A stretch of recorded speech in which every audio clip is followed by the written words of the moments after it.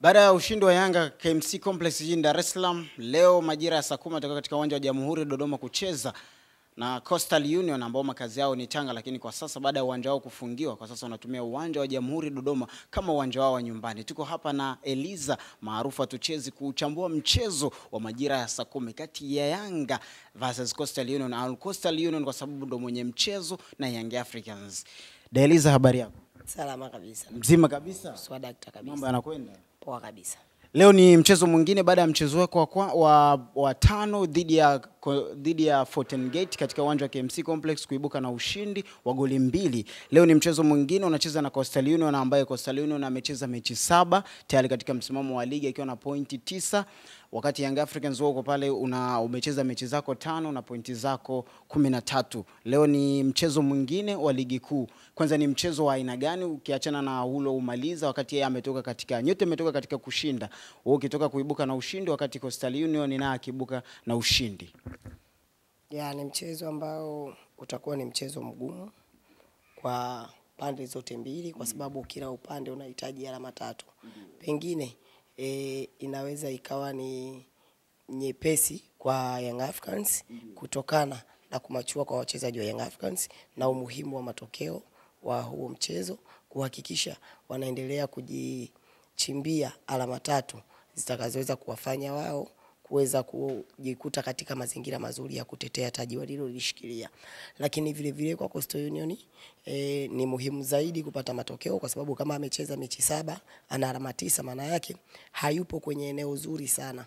Anatakiwa ahakikishe anapata alama 3 kwenye kila mechi ambazo zitaweza kumfanya yeye aendelee kujikuta katika nafasi nzuri.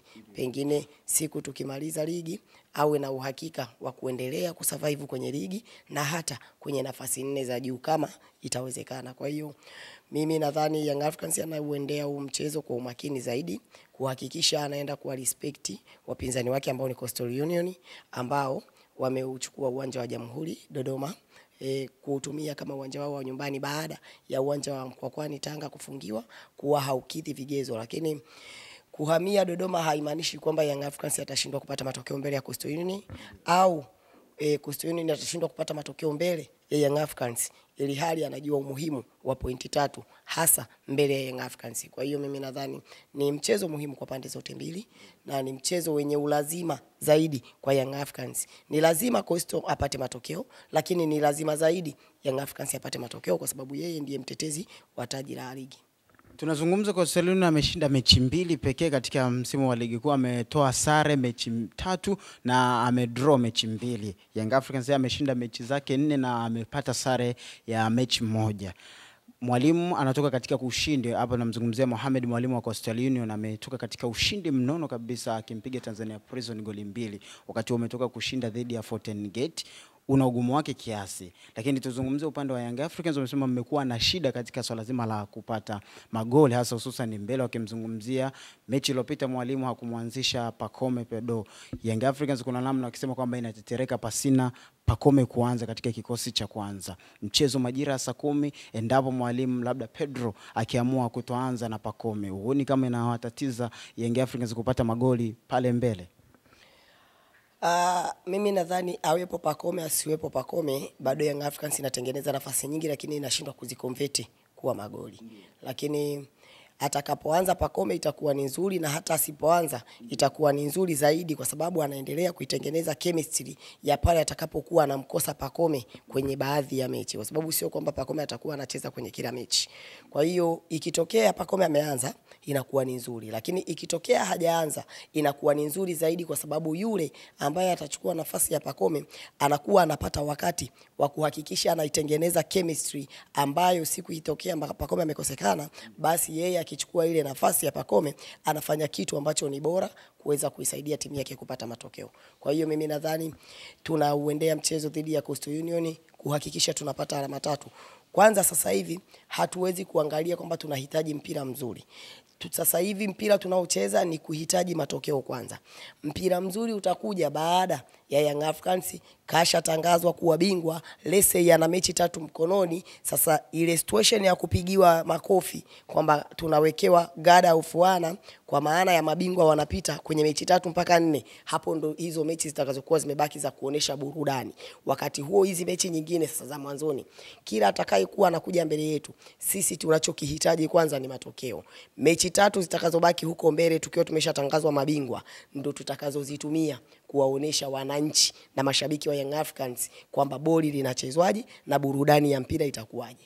Eliza, sijakuelewa kwamba mpira mzuri mtaucheza wakati Yanga mmeshatangazwa kuwa mabingwa. Wakati sahihi labda kwenye mechi za ligi ndio mlitakiwa mwanze kuonesha mpira sahihi kuliko labda kimataifa ambako mnashiriki katika hatua ya makundi. Hakuna mpira sahihi na hakuna mpira ambao sio sahihi. Mpira wote ule kinachoangaliwa kwa mpira wa sasa hivi, mfumo wa mpira wa sasa hivi, kinachoangaliwa ni matokeo. Hakuna timu imewahi kuqualify kwenda hatua inayofuata kwa performance nzuri. Hakuna timu imewahi kubeba ubingwa kwa performance nzuri. Timu inabeba ubingwa kwa matokeo. Timu ina qualify kwenda hatua inayofuata kwa matokeo. Maana yake mpira wa talent wa kipindi hicho, sijui pira biliani, tulishaliacha kipindi hicho. Kipindi hiki ni mpira wa matokeo, kuhakikisha timu inapata matokeo. So ikitokea sasa tukatangazwa mabingwa kwamba tumekusanya alama, tumebakiza mechi 2 mpaka 3 mpaka 4 kati ya mechi 30, maana yake sasa hizo mechi 4, 3, 2 zitakazokuwa zimebaki ndio zitakazokuwa mechi za kuonesha burudani, mpira wa burudani. Lakini kwa kipindi hiki tunachokiangalia sisi ni matokeo kwanza. Tukishapata matokeo tunakuwa na wakati mzuri zaidi wa kusogelea ubingwa ambao sisi tumeushikilia. Eliza, mechi iliyopita dhidi ya Fountain Gate walikuwa wanamlalamikia sana mchezaji, hapa namzungumzia Celestine, kwa kwamba alicheza chini ya kiwango, hakucheza vizuri. Mchezo wa pili huo hapa mwingine ambao ni majira ya saa 10 tu leo, unatamani mwalimu aendelee kumwamini Celestine kwa labda huenda kama aliteleza mechi ya Fountain Gate watu wameanza kumnyoshia vidole kwamba wakisema huenda Yanga kwenye usajili wake watakuwa walikosea? Azizi kipindi anatua Young Africans ni mchezaji ambaye hakuwa na performance nzuri. Licha ya kwamba mpaka tunamchukua tulikuwa tumeshajidhihirisha ubora wake kwenye michuano ya kimataifa kwenye kombe la shirikisho. Kwa hiyo Celestine kuwa mpaka sasa hivi Young Africans imecheza mechi 4, siwezi kuanza kumsema kwamba ni mchezaji ambaye amecheza chini ya kiwango. Na unatakiwa utambue siku zote hakuna mchezaji atakayekuwa na performance ya hali ya juu miaka yote au katika msimu mzima. Lazima kuna mechi atadrop, kuna mechi ataonyesha kiwango cha hali ya juu, kuna mechi atakuwa normal, atakuwa katikati. Kwa hiyo mimi nadhani Celestine kuwa bado mwalimu anayo nafasi ya kumwanzisha, kwa sababu ni mchezaji wa Young Africans, ni mchezaji ambaye anatakiwa itumikie nembo ya Young Africans, ni mchezaji ambaye Young Africans wanamwamini, kwani Dube alikuwa anakosa nafasi kila siku. Lakini mwisho wa siku ni lazima mchezaji apewe nafasi, ni lazima mchezaji aendelee kuaminiwa. Hivi leo hii akionyesha Celestine kuwa ameonyesha kiwango cha hali ya chini kwenye mechi iliyopita, akaachwa asicheze kwenye mechi inayofuata, akaja akachukuliwa mwingine naye kutokana na mechi fitness anayokuwa hana kwa wakati huo mchezaji, naye akacheza chini ya kiwango, akaja akahamishwa mechi inayofuata akatolewa, tutakuwa na wakati gani? Kwa hiyo mimi nadhani sio muda sahihi wa kuanza kumpinga Celestine kuwa, lakini tunatakiwa tutambue kwamba hakuna mchezaji ambaye ni bora duniani akawa top performance kwenye mechi zote 30 au 40. Kwa hiyo mimi nadhani bado mwalimu anayo nafasi ya kumpa nafasi Celestine kuwa kuanza naye kwenye kikosi cha kwanza, ili aweze kuendelea kuyazoea mazingira ya viwanja vya ugenini, ili aweze kutengeneza mazingira yake yeye na wachezaji wenzie, kuitengeneza combination yake yeye na wachezaji wenzie, kujua mikimbio ya wachezaji wenzie na wachezaji wenzake kujua mikimbio yake, ili waweze kuitengeneza Young Africans ambayo itaweza kupambania matokeo ya alama 3. Eliza, wakati tunashuhudia mwalimu Pedro kwenye uchezaji wake, amepata sana anapokutana na timu ambazo zinacheza low block, na maana timu zinazocheza zinazojilinda zaidi, anateseka sana kupata matokeo. Ameshuhudia na alikiri mwenyewe mwalimu kwenye press conference au baada ya mechi akihojiwa anazungumza kitu kama hicho. Coastal Union ni aina ya timu hiyo, kwa sababu ukiangalia Coastal Union ni timu pekee ambayo imefungwa idadi ya magoli machache ndani ya msimu wa ligi kuu, na ukiangalia mpaka sasa yeye ana -0, hadaiwi goli na wala hana goli lolote, akiwa ameruhusu magoli machache sana. Leo mwalimu anakutana naye na anaendelea kuzungumza, anapata shida anapokutana na timu za aina hii. Unaonaje leo Young Africans wafanye nini kuboresha au kwa upande wa mwalimu ili wanayanga wasikutane hii kadha ambao wameendelea kuonda nayo katika baadhi ya mechi alizocheza hapa nyuma? Sasa mimi nadhani hilo ni swala ambalo mwalimu ameishalifanyia kazi, na kama wewe mwenyewe unasema amekiri, maana yake ni kitu ambacho amekuwa anaingia mazoezini kukifanyia kazi, kwamba so timu zote 16 ambazo utakuta zinacheza kwa kufunguka, lazima kuna baadhi ya timu utakuta zinacheza kwa kujilinda. Kwa hiyo inakuwa ni ngumu. Tuingie na mfumo upi au tuingie na staili ipi ambayo itaweza kuwafanya wapinzani kuifungua safu yao ya ulinzi. Kwa hiyo mimi nadhani mwalimu ameshalishughulikia hilo na ameshaongea na wachezaji wake kuhakikisha kwa anapokutana na timu za staili hiyo anaenda kufanya chochote ili kitakachowafanya wapinzani kuweza kufanya makosa kwenye eneo lao au kuifungua safu ya ulinzi ya wapinzani. Mechi iliyopita tulimuona Asinka akianza na aliweza kucheza vizuri combination na Jobu nyuma pale. Unatamani leo mwalimu aendelee kumwamini ili waendelee kumuona? Yeah, of course Asinki ni bonge moja la beki. Na ni mchezaji ambaye anatakiwa aitumikie Young Africans.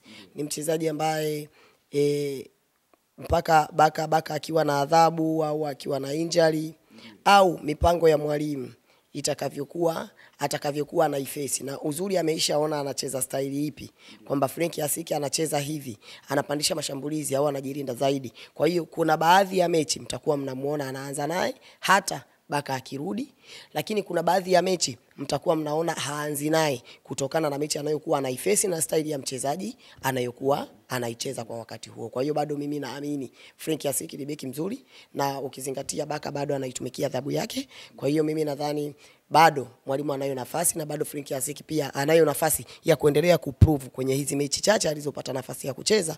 Anatakiwa prove kwa mwalimu kwamba siko Young Africans kwa bahati mbaya, na wala sikuchukuliwa kuja kushangaa. Kwa hiyo nimekuja kwa ajili ya kuonesha kile nilicho nacho. Wanaoanza sio kwamba ni wabaya, lakini ni vile mwisho wa siku wachezaji wanaotakiwa kuanza kwenye kikosi ni wachezaji 11 kati ya wachezaji 28 mpaka wachezaji 30, lakini wanaoanza kwenye kikosi ni wachezaji 11. Sisi wengine watano tunatakiwa tuvumilie na tunatakiwa tuwepo karibu na tujapokee yale mwalimu anayotuambia kwa muda wote, kwa sababu wewe unaweza ukakata tamaa kwamba leo hii nimekaa benchi labda ndani ya misimu kadhaa au msimu umetamatika nikiwa bado niko benchi, lakini huwezi jua utakuja kuchaguliwa au utakuja kuwekwa kwenye kikosi ukiwa katika mazingira gani. Aliwahi kuulizwa Carlo Ancelotti, una wachezaji wengi vijana, lakini wachezaji hawa hawaitumiki timu ya Real Madrid. Wengi unawaweka benchi na wengine hata benchi wanakuwa hawapo. Naye Carlo Ancelotti aliwajibu kwamba mtoto anajifunza kutoka kwa nani? Mtoto anajifunza kutoka kwa kaka yake, baba yake, mama yake, dada yake. Kwa hiyo kama hawa wadogo nilionao ni lazima wanajifunza kwa kaka zao. Hapa wanapojifunza kwa kaka zao sio lazima waitumikie Real Madrid. Iko siku tutawatoa nje ya Real Madrid na wakaenda kuwa ni tegemeo kwenye timu watakazo kuwepo kwa wakati huo. Kwa hiyo mimi nadhani Frank Asiki amepata nafasi kwenye hizi mechi ambazo anaaminiwa na mwalimu. Mwamnyeto anakaa benchi, anaaminiwa Frank Asiki, anatakiwa aendelee kuprove kwa mwalimu kwamba mimi niko tayari muda wote ukinihitaji kunitumia, niko tayari na kwa nidhamu ya hali ya juu kuhakikisha tunaipambania nembo ya Young Africans ili tuweze kupata matokeo na mwisho wa michuano kuweza kuona tuna uwezo wa kulitetea taji letu. Tumemshuhudia Dickson Job bana akiwa anabadilishwa mabeki. Leo unamuona anaweza kasimama na Bakari Mwamnyeto, baadaye akasimama na Baka. Jana mechi iliyopita tuliweza kumuona amesimama na Asinka.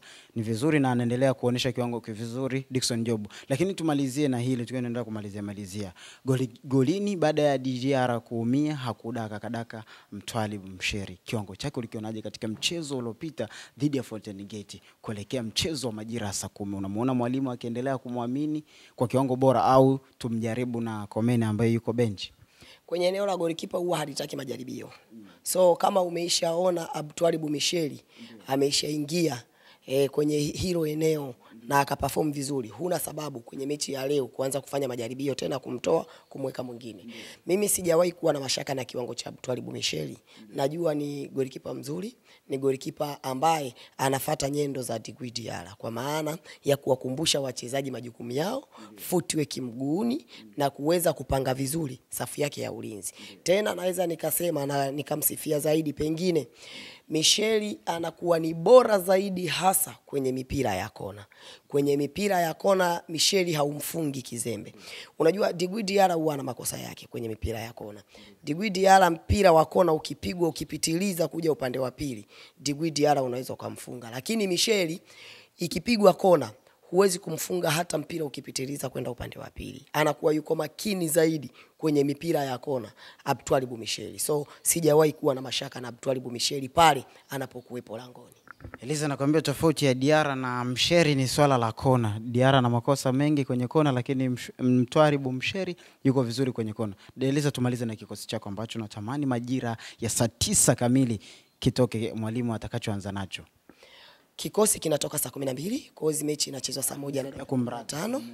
Kwa hiyo mimi nadhani kikosi ni kama mimi nikivaa viatu vya mwalimu, nikiwa natoa kikosi, nitaanza na golini ya Twalibu Michel, namba 2 atakuwa ni Izra Mwenda, namba 3 Mohamed Hussein, 4 na 5 Asink na Jobu, 6 nitamweka Duke Abuya, 7 nitamweka Maxi Celestine Ekua, namba 8 nitaenda na Lassane Kouma, 9 Prince Mpomelelo Dube, 10 Momo Dombia, 11 atasimama